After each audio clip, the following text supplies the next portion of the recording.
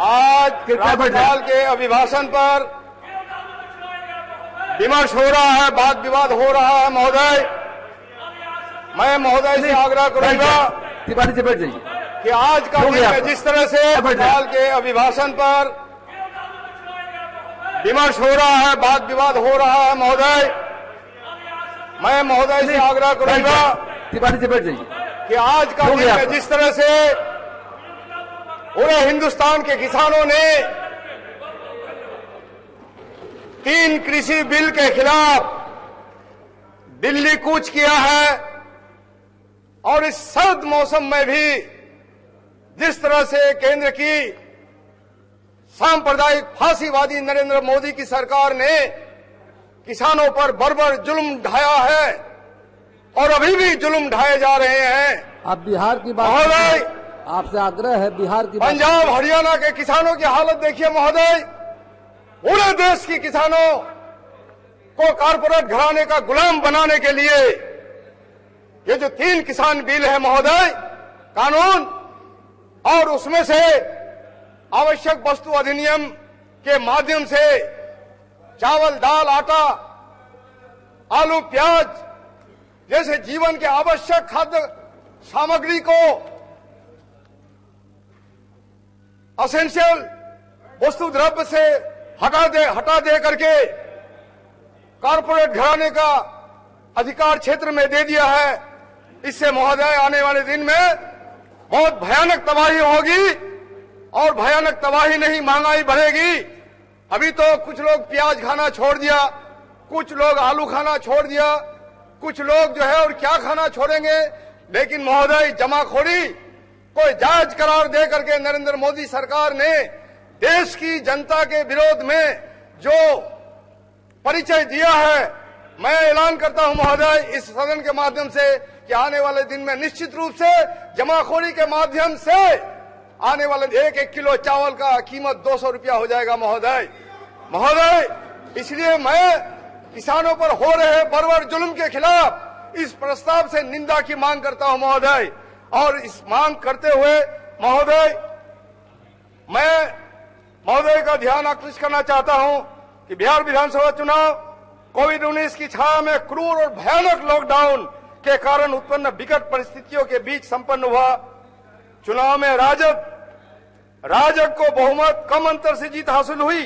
हालांकि कम मार्जिन वाली कई सीटों पर जो जीत हुई, हमारी कई आशंकाओं, हमारे जो दोबारा गिनती की मांग थी, उनका समाधान चुनाव आयोग अभी तक नहीं कर पाई है। बावजूद सरकार दावा नहीं कर सकती है कि चुनाव उसके एजेंडे की जीत हुई है।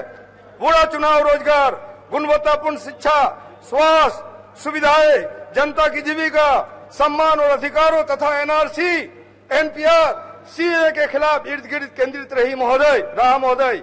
ये बिहार के आगे की राजनीति के एजेंडे के रूप में स्थापित हो चुके हैं। भाजपा जदयू की लाख कोशिशों के बावजूद बेरोजगारी, प्रवासी मजदूरों के मुद्दे, स्कीम वर्कर, शिक्षकों के अस्थायीकरण आदि सवाल चुनाव के केंद्र में रहे।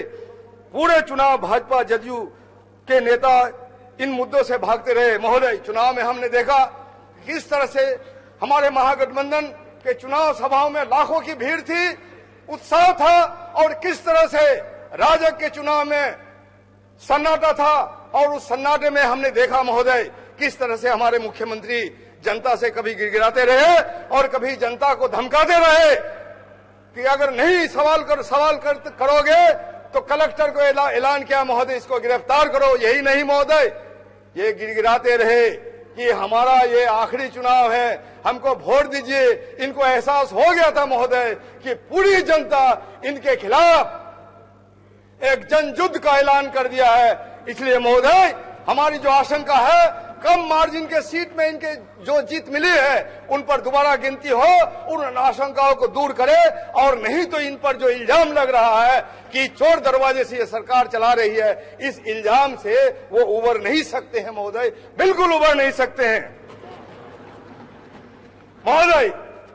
कोरोना जनित लॉकडाउन से उत्पन्न गंभीर परिस्थितियों में खासकर सरकार ने लाखों लोगों की जिंदगी को खतरे में डालकर चुनाव करवाया ताकि विधानसभा चुनाव की चोरी कर ली जाए। जनता ने उनके मंसूबों को नाकाम कर दिया। चुनाव ने राज्य में कोरोना विस्फोट के मुहाने पर खड़ा कर दिया। महोदय, आज सरकार कोरोना नियंत्रण की रोकथाम के लिए अपनी पीठ थपथपा रहे हैं, लेकिन सच्चाई ये है कि ठीक उलट है। मुख्यमंत्री 90 दिनों तक अपने आवास में छुपे रहे।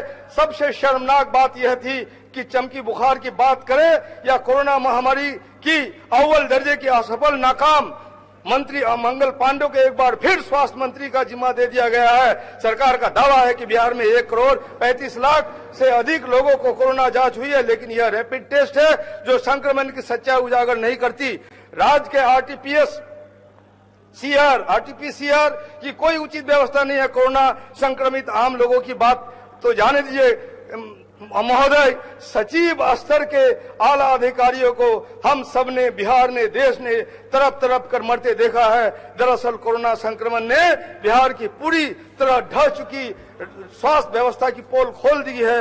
गर्भाशय के बाद अब राजधानी पटना में सरकार की नाक के नीचे किडनी रैकेट उजागर हुआ है महोदय, जिसमें भाजपा के लोग संलग्न हैं। 24 मार्च को प्रधानमंत्री का अचानक लॉकडाउन की घोषणा के बाद महोदय, जब लाखों मजदूरों के सामने पैदल ही आने का, घर लौटने के अलावा कोई दूसरा रास्ता नहीं बचा, उसकी पीड़ा त्रासदी को हम कभी भूल नहीं सकते।